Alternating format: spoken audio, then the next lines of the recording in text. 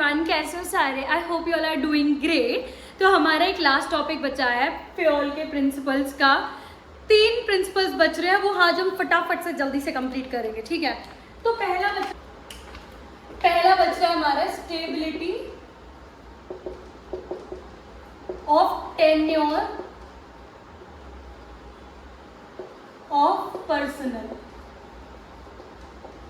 अब इसको आप पर्सोनल बोलते हो, आप पर्सनल बोलते हो, मैं तो इसको पर्सनली बोलती हूँ, ठीक है?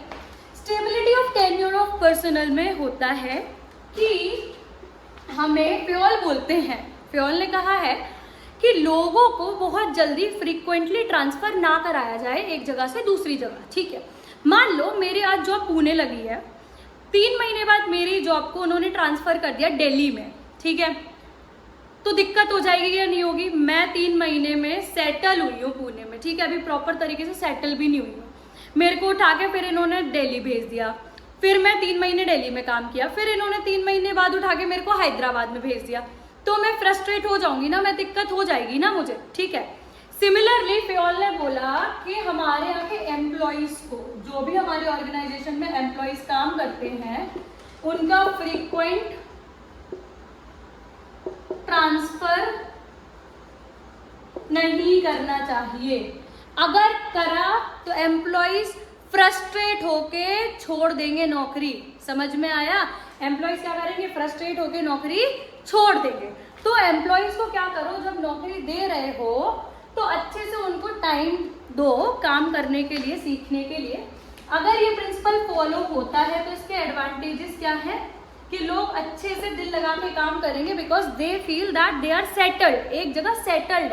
अब उन्हें कहीं नहीं जाना, उन्हें काम पे ही दिमाग लगाना है, ठीक है? जो अचीवमेंट होगी ऑर्गेनाइजेशनल गोल की, वो हो जाएगी, मतलब अचीवमेंट ऑफ ऑर्गेनाइजेशनल गोल हो जाएगा। But on the other hand इसके डिसएडवांटेजेस क्या होंगे? डिसएडवांटेजेस होंगे कि लोगों का मोरल डाउन हो जाएगा, लोग छोड़ के चले जाएंगे। क्यों हो जाएगा? क्योंकि लोग फ्रस्ट्रेट हो जाएंगे।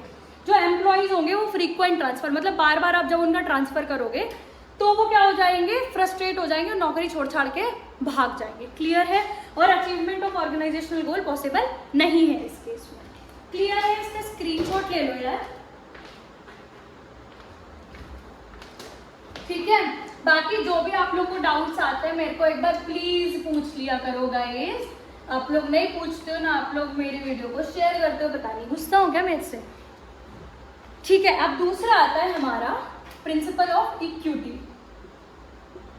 प्रिंसिपल ऑफ इक्विटी का मतलब होता है कि ऑर्गेनाइजेशन में हर इंसान को सेम तरीके से रखना चाहिए, मतलब चाहे वो मेल हो on the basis of caste religion, चाहे वो मेल हो चाहे वो फीमेल हो। समझ में आया?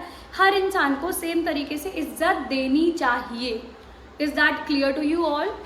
प्रिंसिपल ऑफ इक्विटी का मतलब होता है, फ्योल ने बोला, according to this principle organization में जितने भी लोग काम कर रहे हैं, हिंदू मुस्लिम सिख ईसाई जो भी हो, मेल फीमेल जितने भी हो, अमीर गरीब जो भी हो, on the basis of designation हर इंसान को एक जैसा फील कराया जाए, फीलिंग ऑफ बिलोंगिंगनेस जनरेट होगी उससे। समझ में आया? कोई भी डिस्क्रिमिनेशन नहीं होना चाहिए।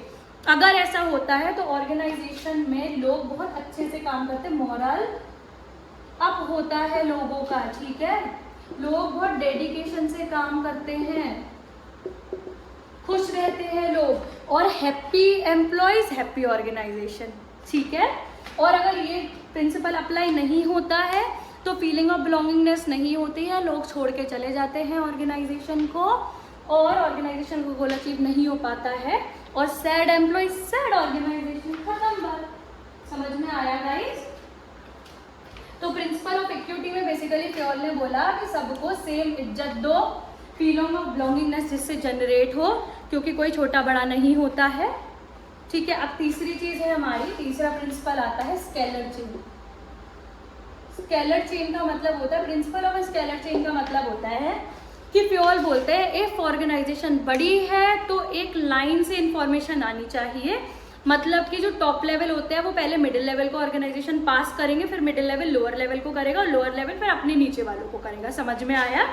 मतलब कि इन्होंने बोला कि जो इंफॉर्मेशन होगी वो इस तरीके से पास होगी, टॉप लेवल से मिडिल लेवल से लोअर लेवल। मैंने पढ़ाया था तुम लोगों को टॉप मिडिल लोअर, मैनेजमेंट की सीरीज में, तो देख लेना एक बार, ठीक है। तो ये टॉप लेवल से कहाँ आई, नीचे। मान लो ये ए है, इन्होंने बी को ट्रांसफर करी, इधर ट्रांसफर हुई, बी ने सी को ट्रांसफर करी, सी ने डी को ट्रांसफर करी, डी ने ई को ट्रांसफर करी, ठीक है। यहाँ पे एफ के पास आई, जी के पास आई, एच के पास आई, आई के पास आई, ठीक है। समझ में आया? इतना क्लियर है? इतना क्लियर है, सबके पास इंफॉर्मेशन आ गई। यहाँ से इनके पास आई, यहाँ से इनके पास आई, यहाँ से इनके पास आई, इनके पास आई। क्लियर है? इतना समझ में आया?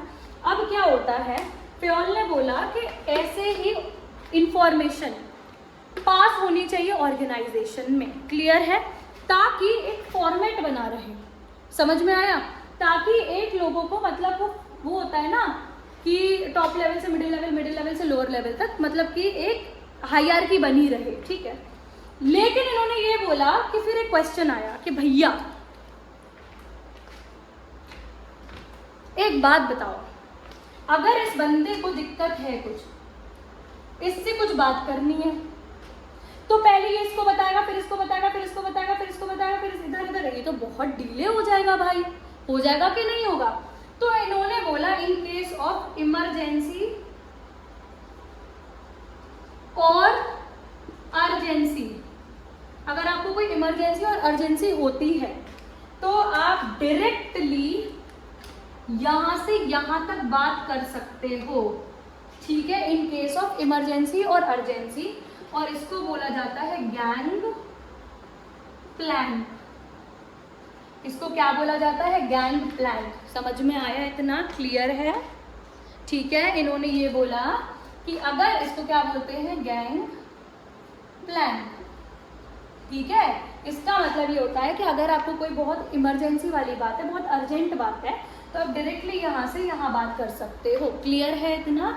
अगर ये चीज़ फॉलो होती है तो सिस्टमैटिक वर्क होता है ऑर्गेनाइजेशन में, और लोगों को पता होता है कि उनको क्या करना है उनके स्तर पे।